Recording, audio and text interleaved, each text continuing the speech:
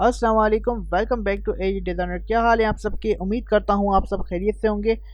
जी इंशाल्लाह आज मैं फ़ोटोशॉप के हवाले से आपको कुछ टूल्स समझाने वाला हूँ। फ़ोटोशॉप के बेसिक टूल्स समझा देता हूँ क्योंकि काफ़ी दोस्तों की रिक्वेस्ट आई हुई थी कि फ़ोटोशॉप स्टार्ट कर दे। तो चलिए शुरू करते हैं।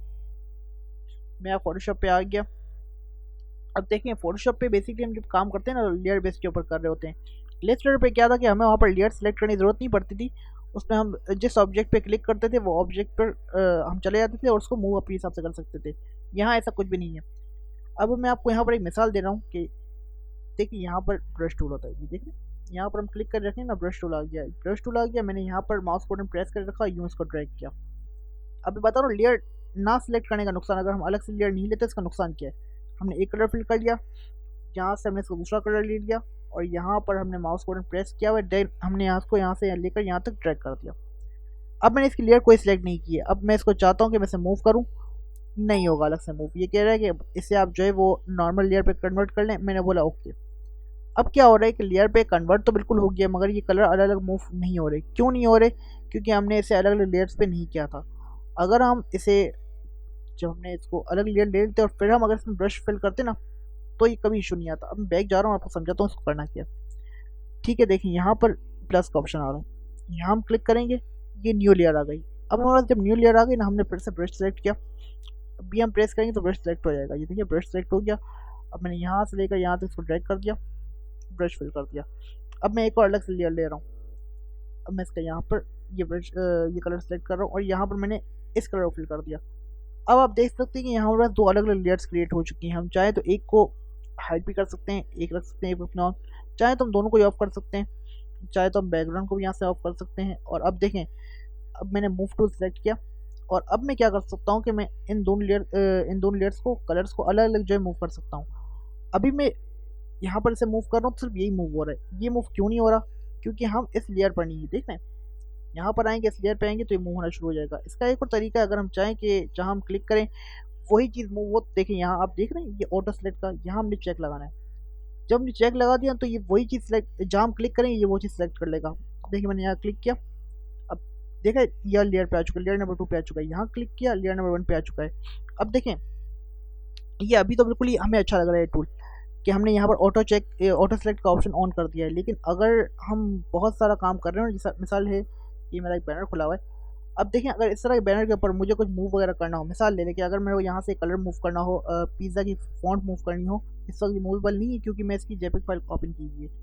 तो अगर मुझे कुछ मूव करना हो ना, मिसाल दे रहा हूँ आपको सिर्फ, अगर मैं यहाँ से मूव करने की कोशिश करूँगा तो होगा क्या कि मैंने यहाँ सेलेक्ट करूँगा ना तो ये बैकग्राउंड उसको सेलेक्ट कर लेगा, क्योंकि हमने ऑटो चेक लगाया हुआ है ना, तो खुद के हिसाब से कर लेगा सेलेक्ट। इसका क्या होता है कि हमारे पास यहाँ जब लेयर्स आ रही होती है ना बहुत सारी, तो हम उस लेयर वाइज काम कर लें, हम ऑटो चेक को ऑफ रखें, ये ज़्यादा बेहतर है।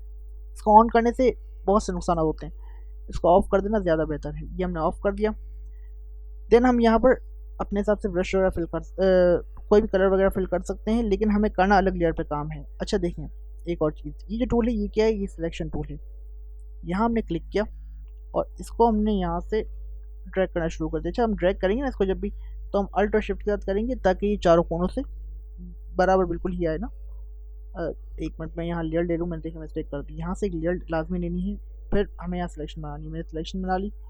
अब सिलेक्शन बनाने के बाद मैंने क्या किया, मुझे यहाँ कलर फिल करना है। तो शॉर्ट की क्या है कि हम अल्ट और डिलीट प्रेस करेंगे ना तो इसका फ्रंट वाला कलर फिल कर देगा। जो फ्रंट में है ये कलर फिल हो जाएगा। अब हम चाह रहे हैं कि इसका बैक वाला कलर इसमें फिल हो जाए, तो क्या होगा कि हम कंट्रोल और डिलीट दबाएंगे तो ये बैक वाला फिल कर देगा।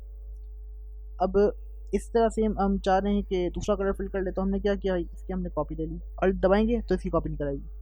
देखिए हम जैसे अल्ट दबा के इसको ड्रैग किया तो यहाँ देख लें इसकी कॉपी निकल आई अलग से। अब हम यहाँ दूसरा कलर देना चाह रहे तो हमने सिंपली ये किया कि हमारे पास जो दूसरा कलर आया था हमने इसको सिलेक्ट कर लिया। अब देखिए इसको सिलेक्ट करने के लिए क्या करना है, हमने कंट्रोल का की प्रेस कीजिए, यहाँ सेलेक्ट किया। तो क्या हो रहा है कि ये बॉक्स सेलेक्ट हो गया।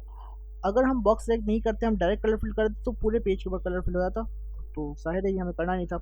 अब मैं क्या कर रहा हूँ, मैंने सेलेक्ट कर लिया और देन मैंने अल्ट और डिलीट दबा दिया। देखिए यहाँ ये अलग कलर फिल हो चुका है। अब हम इस पर काम कर सकते हैं, इस पर काम कर सकते हैं, अपने हिसाब से हम इसे जहाँ चाहे मूव कर सकते हैं बिल्कुल ईजी तरीके से। इसमें सेकंड ये जो है हमारे पास राउंड आ जाता है कि हम राउंड कलर कहीं भी राउंड करके कहीं भी कलर फिल कर सकते हैं। मैं लेयर ले लूँ, ये राउंड शेप मैंने यहाँ पर देखें कलर फिल कर दिया। सेम वही मेथड है कि हम इसे कहीं मूव कर सकते हैं, और जो उसमें था वो सेम यही था। बेसिक मकसद ये था कि हम मुझे आपको ये समझाना था कि लेयर पे किस तरह काम करना है। इसे मैं हटा रहा हूँ। ये बेसिक टूल होगा इसके। और ये जो टूल है ना, ये पॉलीगॉन वगैरह, एक मैं इमेज पर आ जाता हूँ। ये देखें इमेज पर। अब मैं चाह रहा हूँ यहाँ पर मिसाल ले लें कि मैं चाह रहा हूँ कि मुझे सिर्फ ये एरिया कट करना है। ये दिख रहा है आपको? अब मैं यहाँ पर मिसाल ले लें, मैंने ये टूल सेलेक्ट किया, लॉसो टूल। अब ये मैंने माउस प्रेस किया हुआ है, इसको मैं ड्रैग करते हुए जा रहा हूँ, ड्रैग करते हुए जा रहा हूँ। ठीक है, ये ड्रैग करते हुए पूरा गया ना, यहाँ से यहाँ से यहाँ तक। अब इस पर सिलेक्शन बन गई। सिलेक्शन बनने के बाद हमने क्या किया, कंट्रोल जे कर दिया। इस वक्त कंट्रोल जे मैं इसलिए कर रहा हूँ, हमें इसकी सिलेक्शन अलग से चाहिए। कंट्रोल जे करते ही क्या होगा कि इसकी सिलेक्शन अलग से निकल आएगी। ये अभी शो क्यों नहीं हो रही, क्योंकि ये सिलेक्शन ऑन हुई है, ये लेयर ऑन हुई हुई है। इस लेयर को हम ऑफ कर देंगे। देख रहे हैं, अलग से निकल के हमारे पास आ गई है। अगर हमें कोई इमेज में से कुछ कटिंग वगैरह करनी हो तो ये टूल बहुत हमारे लिए फ़ायदेमंद साबित होता है कि हम यहाँ से कोई भी काम कर सकते हैं। सेम देखिए, ये जो सिलेक्शन वाला टूल था ना, इसमें हम ये कर सकते हैं। हमने यहाँ से पूरा इसको सिलेक्ट किया, ठीक है, कंट्रोल जे कर दिया। इसकी हमारे पास कॉपी निकल आई। इसको ऑफ कर रहा हूँ, ऐसे भी ऑफ कर रहा हूँ।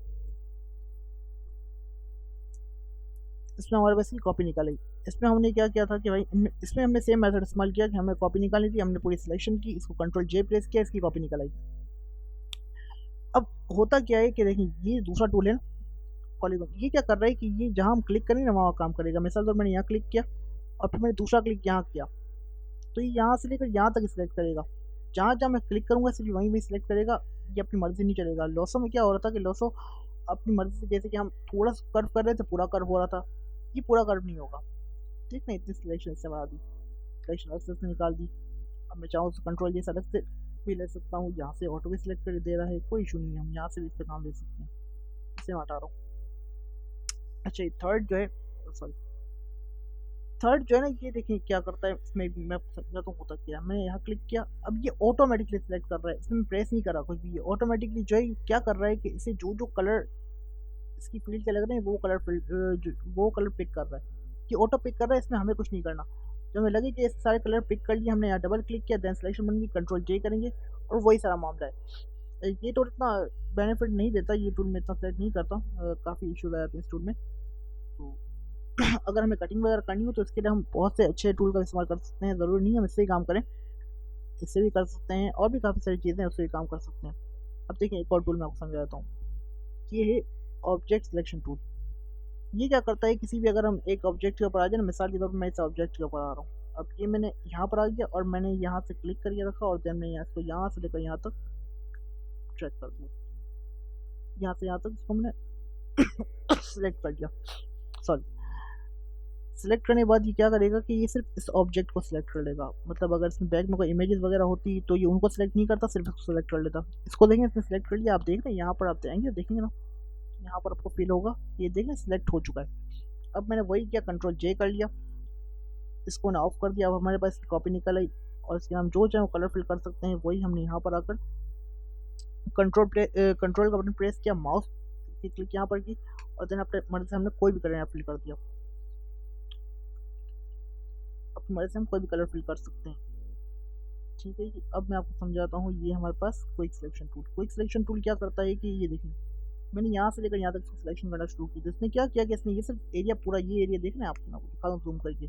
ये एरिया से सिलेक्ट कर लिया, क्योंकि इसके हिसाब से ये कलर जो है इसकी एक समझ एक फैमिली की तरह थे, मतलब ये कलर से मर्ज हो रहे थे। अब अगर मैं यहाँ से क्लिक करना शुरू करता, देख रहे हैं जो रेड वाला हिस्सा नहीं उसको उठा रहा है, व्हाइट वाले को इतना पिक नहीं कर रहा है जितना रेड को कर रहा है, क्योंकि जाहिर है रेड सारे मिल रहे हैं आपस में, तो ये वहीं से उन्हीं को पिक कर रहा है।